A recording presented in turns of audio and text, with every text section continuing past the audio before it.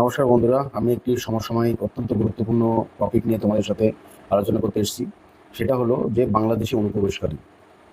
Recent সময়ে আমরা দেখতে পাচ্ছি যে বাংলাদেশ থেকে যে অবৈধভাবে অনুপ্রবেশকারীরা এদেশে এসেছিল, তারা দলে দলে হাকিমপুর নামে একটা সীমান্তে গিয়ে জড়ো হচ্ছে এবং তারা আবার বাংলাদেশে ফিরে যেতে চাইছে। এখন কথা হলো যে এই বাংলাদেশিরা কিভাবে এখানে এসেছিল, তারা কতদিন এখানে ছিল, কোথায় ছিল এবং কি করছিল এবং তারা কেনই বা এসেছিল।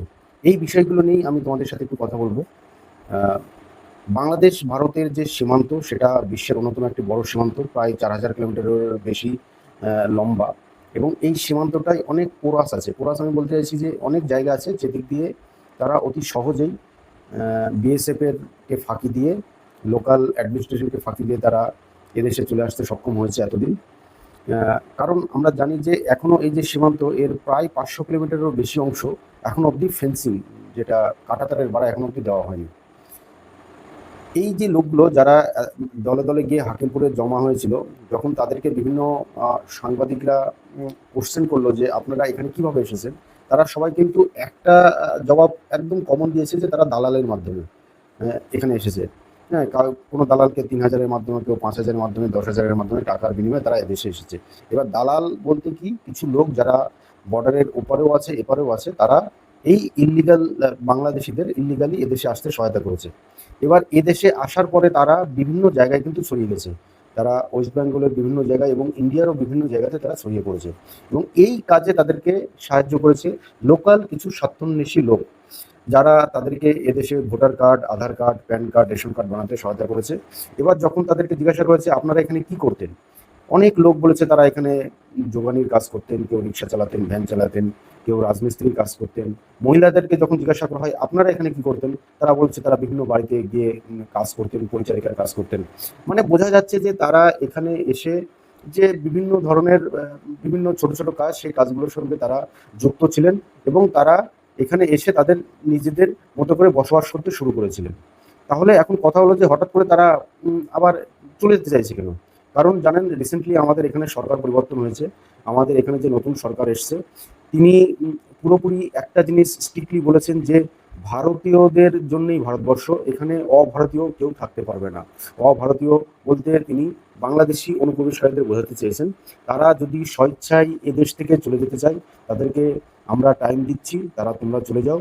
পরে যদি ধরা পড়ো সেক্ষেত্রে কিন্তু অনেক প্রবলেম হতে পারে। এবং এই কথা বলার পরেই দেখা গেল যে দলে দলে পিপিলিকার মতো বাংলাদেশি অনুপ্রবেশকারীরা তারা হাকিমপুর যে সীমান্ত আছে সেখানে গিয়ে জড়ো হলো। এখন কথা হলো যে এই যে লোকগুলো এরা বাংলাদেশ থেকে কেন এসেছিল। দেখুন, বাংলাদেশের রিসেন্ট যে পরিস্থিতি, যেটা ওখানকার খবরেও আমরা দেখতে পাই, যে সেটা কিন্তু ভালো না। ওখানে শেখ হাসিনা সরকার যাবার পরে যে এক ইন্টারিম সরকার ছিল, মোহাম্মদ ইউনূসের সরকার, তারপর থেকে বাংলাদেশের অবস্থা এবং তার আগেও বাংলাদেশের অবস্থা খুব একটা ভালো না। উচ্চ মূল্যস্ফীতি। আপনি ওখানে যেগুলো নিত্য প্রয়োজনীয় জিনিস, আপনি চাল বলুন, ডাল বলুন, শাক সবজি বলুন, হ্যাঁ, ডিম বলুন, মাছ মাংস বলুন, অত্যন্ত উচ্চ মূল্য, যা সাধারণ লোকেদের নাভিশ্বাস। তারা, একটা সাধারণ লোক তার যা ইনকাম, তার ইনকাম কিন্তু বাড়ছে না, কিন্তু জিনিসপত্রের দাম দিন দিন বেড়েই চলছে। সেই দিক থেকে যদি দেখা যায়, আমাদের এখানে ইন্ডিয়ান গভর্নমেন্ট আমাদের এখানে বিভিন্ন ধরনের সাবসিডি দেয়। এখানে মহিলাদের জন্য বিভিন্ন ধরনের ভাতা ছিল, পুরুষদের বিভিন্ন ভাতা ছিল। আমাদের এখানে মুদ্রাস্ফীতি তুলনামূলকভাবে অনেক কম। এখানে শাকসবজি, চাল ডাল এগুলোর দাম অনেক কম। সেই জন্যেই ওদেশে যারা একদম নিরীহ লোক, তারা চাইছে যে তারা যেন একটু ভালোভাবে বেঁচে থাকতে পারে এবং তারা এই দিকে আমাদের এই দেশে এসে তারা যখন দেখতে পারলো যে না, এখানে তো সবকিছুর দাম নর্মাল, এখানে কাজও করা যাচ্ছে, এখানে একটা সোশ্যাল সিকিউরিটিও আছে, তারা কিন্তু এখানে এসে বসবাস করতে শুরু করলো। তো এই বিষয়টা নিয়ে আমার মনে হয় বাংলাদেশ গভর্নমেন্টকেও ভাবা উচিত যে আজকের একটা বাংলাদেশের খবর দেখলাম যে তারা এই যে যে নাগরিকরা যারা ভারত থেকে বাংলাদেশে যেতে চাইছে, তারা তাদেরকে নিতে চাইছে না। এখন কথা হলো যে তারা কেন নেবে না, তারা বলতে চাইছে যে না, এনারা বাংলাদেশের নাগরিক না, এরা ভারতীয় নাগরিক। অথচ এই লোকগুলো নিজেরা বলছে যে না, আমাদের বাড়ি বাংলাদেশে, আমি এখানে ছিলাম, আমি এখানে কেউ বলছে আমি ওখানে ডাক্তার দেখাতে গিয়েছিলাম, কেউ বলছে যে আমি ওখানে এমনি গিয়েছিলাম, আমি 2 বছর 3 বছর ছিলাম, কিন্তু আমার বাড়ি অ্যাকচুয়ালি বাংলাদেশে। তাহলে আমার কথা হলো যে ওনারা যখন নিজেরাই স্বীকার করছেন এবং এক্সাক্ট যে ঠিকানা এবং সেটা দিচ্ছেন এবং বলছেন ওখানে আমার বাবা আছে, কেউ বলছে আমার দাদা আছে, কেউ বলছে আমার শ্বশুর শাশুড়ি আছে, তাহলে অবশ্যই বাংলাদেশ সরকারকেও ইন্ডিয়ান গভর্নমেন্টের সঙ্গে কোঅপারেশন করা উচিত এবং তাদের যে নাগরিক যারা ইল্লিগালি ভারতে এতদিন ছিল তাদেরকে ফিরিয়ে নেওয়া উচিত। ধন্যবাদ।